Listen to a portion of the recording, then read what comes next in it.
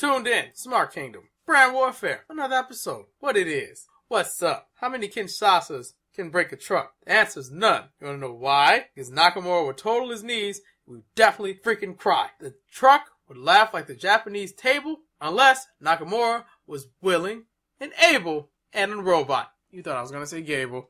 Incorrect. Hello guys, hello. It's another week, so you know what this is. It's Brand Warfare, dummy. So, let's kick it off with Raw, as usual. Raw started with Angle opening the show in Pittsburgh, where Angle is the hometown hero. At first, I was just expecting a simple rundown of what the show was. That's exactly what we got. And then, a surprise appearance by Brock Lesnar. Paul basically said this: if Lesnar loses at SummerSlam, he's leaving WWE. He's gonna leave. So, that fight with John Bone Jones, yes, the one from UFC, is a possibility. You wanna know why? He can have the fight with John Bones Jones, come back around the Royal Rumble, win the Royal Rumble, have a match with, oh god, I feel like it's gonna be Roman Reigns that wins that Fatal 4-Way. I don't want it, but makes sense. Next up, the Hardys beat the Club in the match, clearly. You knew that was gonna happen. The commentary team kept teasing the Broken Hardys, and in a web exclusive, Matt Hardy said he was woken. I have no idea what that means. Are we getting woken Matt Hardy instead of broken Matt Hardy? Would be a funny play on words. And a nice FU to that stupid owl. Next up was the Jason Jordan segment with the Miz TV. Jason Jordan finally got some new music. They could tweak that as time goes on. Right now it seems like it's in its infant stage, but they can definitely tweak his music. It's alright though. Miz basically did what we all expected him to do. Poking fun at Jason Jordan. You know, talking about how his dad is the only reason he's in the spot he's in now. And how he's getting preferable treatment. Despite Jason Jordan saying he doesn't want preferable treatment. Jason Jordan gets up. Jason's like, you say one more thing about Kurt, then I'm going to make you regret it. And he did a belly-to-belly to Miz, knocking out the Miztourage. So you can confirm Jason Jordan versus the Miz for the Intercontinental title is happening at SummerSlam. There's a segment with Sheamus, Cesaro, and Seth Rollins, and how Seth Rollins doesn't have a tag team partner and how Dean Ambrose doesn't trust him. Along with something about ride along being ride alone. That was quite lame, Cesaro. Please stop doing that. Don't make any jokes like that anymore. And Seth's like, you want to pick a fight with me? You want to pick a fight? Well, let's go for a fight. Which one of you jamokes have to fight first? And Sheamus goes up and says, you're going to fight me, fella. So they have a match. Seth has newish theme music. He has something that goes, burn it down! Where it has that little break in his song. And he took on Sheamus. Decent match. Seth picked up the win, but he got beaten down by the Bar post-match. So, at first, Dean Ambrose didn't come out to save Seth Rollins. And I was like, this is good because Ambrose doesn't give a shit. And I'm like, good. Ambrose doesn't give a shit. That means I don't give a shit. None of us should give a shit. The Shield's not coming back. The Shield's not coming back. The Shield's not coming back. Please, we don't need it. Stop trying to make it a thing. It's not a thing. The Shield is not coming back. So, the Bar looks like they're done with their beatdown. They go back in, and then Ambrose comes down to save them. It didn't mean anything, of course. It meant nothing. Because the numbers game got the best of Dean Ambrose. Cesaro pulled a Daniel Bryan on Justin Roberts. If you don't know what that means, listen, little boys and little girls. Back in the day, there was a little storyline called the Nexus storyline after the first season of NXT when it was like a game show. And Daniel Bryan got fired for choking Justin Roberts with his own tie. What Cesaro did to Dean Ambrose was not choking with his own tie, but he choked him with his own shirt. That's why he pulled a Daniel Bryan on Justin Roberts. Go watch wrestling, kids. The Nexus storyline was really good until, you know what happened to it. And Sheamus then connected him with a bro kick. What does this mean for the tag team division? The Bar, the Hardys, the Revival, the Club, Ambrose, and Seth. You have 5 tag teams. Does this mean we're getting a Fatal 5-Way at SummerSlam? Or we're going to have a qualifier or a number 1 contendership match between the 4 teams to see who can face Sheamus and Cesaro at SummerSlam? Don't know. All I care about is them getting it together. Next up was Bray Wyatt in the ring. You know how these go. Brian Zane pointed out something funny. He sounds like every Undertaker in an E-Fed. It made me laugh. That was very funny, Brian. Again, it's Mad Libs Halloween edition about being everywhere this time. Here's a little taste. I see you, man. Sun, the stars, man. Brother, I'm everywhere. I'm in the oxygen, the carbon dioxide, the CO2, the emission in your car, man. I'm everywhere that you cannot be. I'm watching you with every breath you take and every move you make. I am watching you because I am a god. And Finn Balor cannot defeat a god. That's just a sample. So, of course, during the speech, Finn Balor's little demon music hits the doo-doo. And Finn Balor learned teleport because he pulled his Jericho pose, kind of like he was breaking the walls down a bit, or he was just doing his Jesus Christ impersonation on the cross. Hope that's not offensive to anyone. That's because it's true. He had his arms out. Anyway, don't bust my balls. And Finn got his comeuppance. He beat the crap out of Bray a little bit, got a couple kicks in, and Bray's, all right with it. He's like, this is great. So the Demon King is definitely showing up at SummerSlam. Quote me on it. It's happening. Definitely happening. The triple threat was next instead of being the main event. And let me tell you why that's a bunch of crap. Bunch of bullshit. Let me tell you why. Because this is a stacked match. Enzo and Cass and Big Show, that should not be the main event. This should be the main event. It was the match of the show, by all means. Unfortunately, Roman Reigns beat Samoa Joe, but he didn't beat him one-on-one. So Joe still hasn't lost to Reigns. So the streak still stands. Roman Reigns wins. Wonderful. Wonderful. Don't care.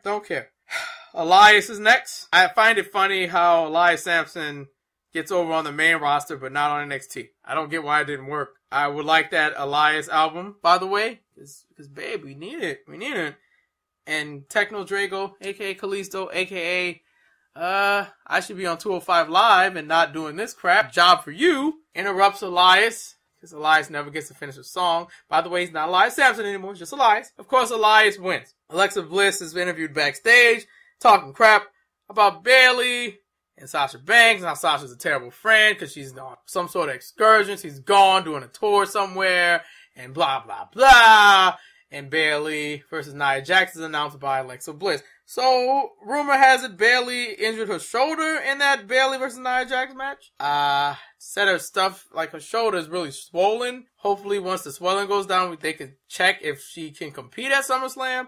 I don't know if this ruins her chances at getting her hands on Alexa again, but if she has to get pulled out, now would be the time to do Sasha Banks versus Alexa Bliss one more time at SummerSlam for Bayley. And I don't understand why does it always take an injury for Bayley to get better? Like, remember in NXT, it was of her hand, and then she went on this redemption thing to get to the belt.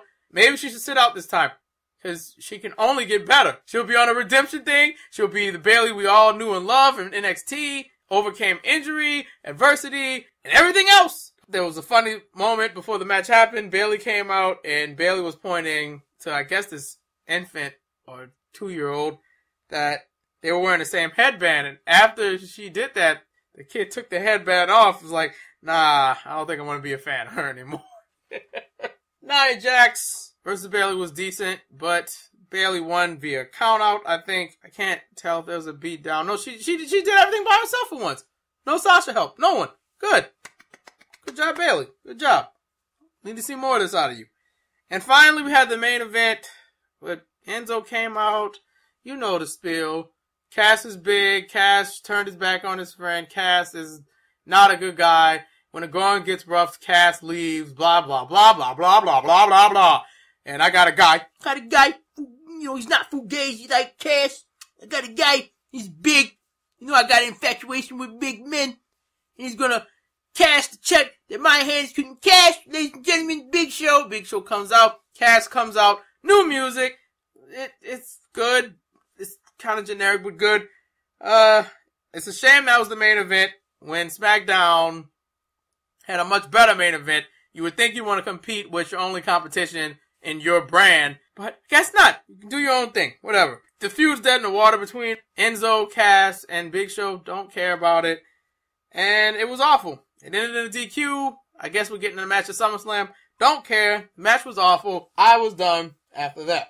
On our way to SmackDown, AJ Styles versus KO for the United States Championship. It's a rematch because KO invoked his rematch. It kicked off SmackDown. It was a wonderful match, but it ended in a little bit of controversy because towards the end, I think AJ went for a kick. It hit the referee in the eye. KO goes for the pop-up powerbomb. AJ reverses into a victory roll, but Kevin's shoulders are clearly off the mat. And it's up. And Shioda made a bad call. 1, 2, 3. AJ won. It was an awesome match, but it was absolute BS. And I think KO versus Shane McMahon is a possibility at SummerSlam, but that got shot down because KO was freaking out backstage. He put his hands on the ref. He demanded a special referee match. And at first, I thought it was going to be Daniel Bryan. No, it was Shane. And KO's response to it being Shane, he's the worst one here! Crap! Crap! That was the last thing he said. Very funny. KO versus AJ for the United States Championship at SummerSlam with Shane McMahon as a special guest referee. Should be interesting. The Usos made fun of the New Day with the entrance. The aw deal, but it was the Uso Penitentiary. The Usos got a new theme. Cut a disgustingly sick promo. Mod sick promo, bro. And the Usos rock a little bit. Usos rock a little bit. Then we had the Fashion Files. This time Fashion Peaks. And I think it was a parody of Twin Peaks. Stephen King deal. Not sure. I'm not sure. Correct me in the comments if you know what that was a parody of. I think it's Twin Peaks. Tyler Breeze was trying to figure out where's Fandango. Dango comes in as the Mexican dancer. Remember his little stint with Rosa Mendez? Comes in doing that. The Ascension just popped up for no reason. They all start laughing. And Tyler's like, what's going on? What's going on? What's going on? And it gets louder and louder and louder. And it was just a dream. I guess like the show, we still don't know who attacked or abducted Fandango. I'm gonna say it's Eric Rowan still. Very, very sure it's Rowan at this point. Why would Harper do it? But that was funny. Very funny. Sami Zayn comes out next. Aiden English comes out, does this very long singing monologue about how he's gonna beat Sami Zayn. And believe it or not, he beat Sami Zayn. Then the Canellis' music hit. And his face, are you kidding me? They just came out and said, they love that he lost. R.I.P. Sami Zayn, man. R.I.P. Just flush him down the drain. He should be main eventer. Should be a main eventer, but they got other plans. I'm hearing rumors. He'll be a main eventer after SummerSlam, but they do a promo. Jinder does his own thing. He mentions xenophobia this time. That's new. And he doesn't care who wins. Whatever. Chad Gable versus Rusev was a very good match. Very good match. Ruru had his number though, but Chad Gable proved once again why he's money. Absolute money. It was an amazing effort by Chad Gable, but Rusev won. Rusev claims no one can beat him. Hardy har har. And Orton comes out, being all bland. And he goes, you know, I'd advise you to not let me get in this ring. Orton proceeds to get in the ring. And I'm like, okay. Did you want him to jump at you? He said, you never beat me. Rusev goes,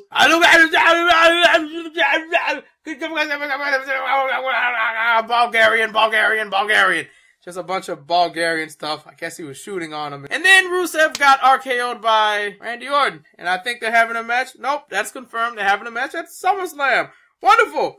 And now we come to the main event. The real main event. John Cena versus Shinsuke Nakamura. What a match. What a dream match. I really thought this match was going to get interrupted by Corbin. That's not the case. They had a clean match. I thought Cena was going to win. I'm glad I was wrong. Because Nakamura is going to face Jinder Mahal at SummerSlam. I would love to see how they're going to spin this. Because if Nakamura wins, Baron Corbin can always cash in. And their feud can, I guess, reach a new level of disdain, maybe? Holy crap, man. Holy. It was a great match. It was a great match. I can't complain. I better not hear one person say that John Cena doesn't put people over, because he's making up for it. He's making up for the things the things he should have put over earlier in his career. He's making up for it now. And he didn't have to let Shinsuke win. He didn't have to kick out of the Kinshasa. I've seen Cena get hit with a lot of stuff and kick out. Man, Nakamura beat him clean after an inverted suplex that landed Cena right on his neck, man.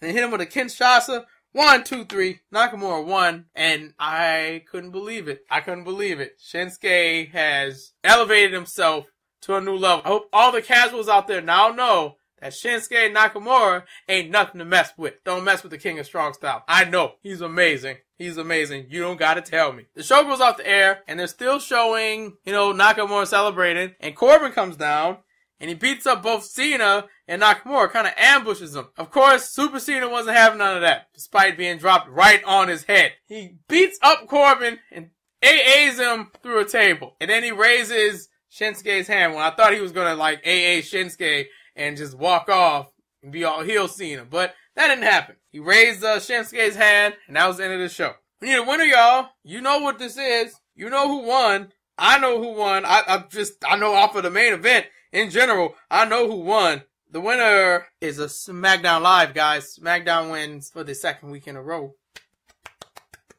Good job. Good job. Better main event. The show had better wrestling. It was spaced out better. Felt like Raw made a couple mistakes. The triple threat should have been the main event. It was being hyped up the entire time, and for it to be on the second hour of programming, that made no sense. Enzo and Cass should have been the second hour of programming. Again, sometimes the segments are too much. We don't need all these segments to set up matches. We can just set up matches. That's how Raw does things. Sometimes it's good and sometimes it's bad, but this time they did not deliver. They did not deliver. SmackDown delivered, though. Great show. And that's the end of that, man. This is Brand Warfare. All the links are in the description. You know where to find us. Follow us on Twitter at The Smart Kingdom. Everything else in the description. Till next time, guys. See you later.